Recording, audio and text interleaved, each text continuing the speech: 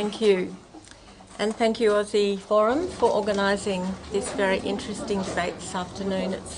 I would also like to join in recognising that we're meeting on Ngunnawal land, particularly relevant, I would suggest, in terms of what's happened in our federal parliament over the last week with the 500 pages of legislation rammed through the Senate. My involvement in politics was in a way motivated by this very question. When my daughter, at quite a young age, asked me what the greenhouse effect was. And I was careful not to dramatise it. Because she's a sensitive child, I did explain what the theory was. And she was silent for a while, and then she tearfully asked me, sorry, I always get a bit emotional at this point, it doesn't seem to stop happening. She asked me tearfully, how was that allowed to happen?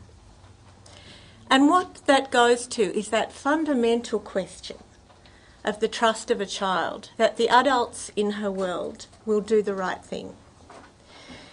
What it left me with was with a very strong feeling that I had a responsibility to honour that trust. I also was left with a sense that we can, as a community,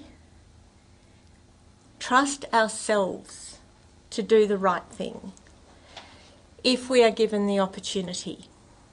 But to be able to trust ourselves, we also have to be able to trust our leaders, to trust us, to trust our leaders to give us full information, to trust our leaders to support the democratic system in this country.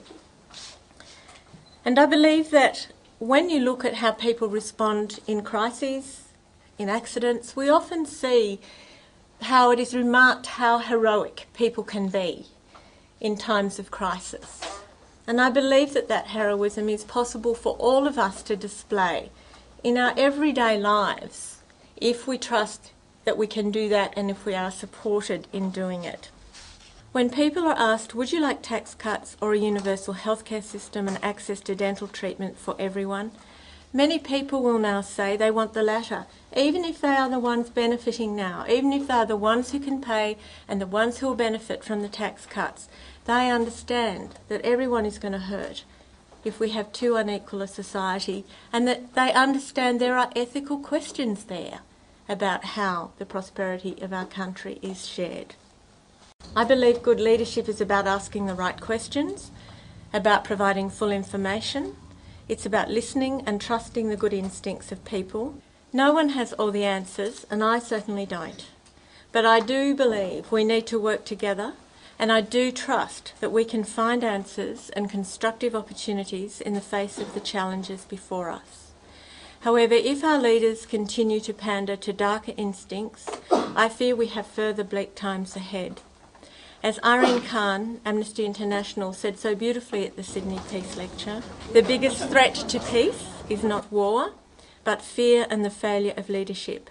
Fear that increases intolerance, threatens diversity, and justifies the erosion of human rights, and leadership that has lost its moral compass.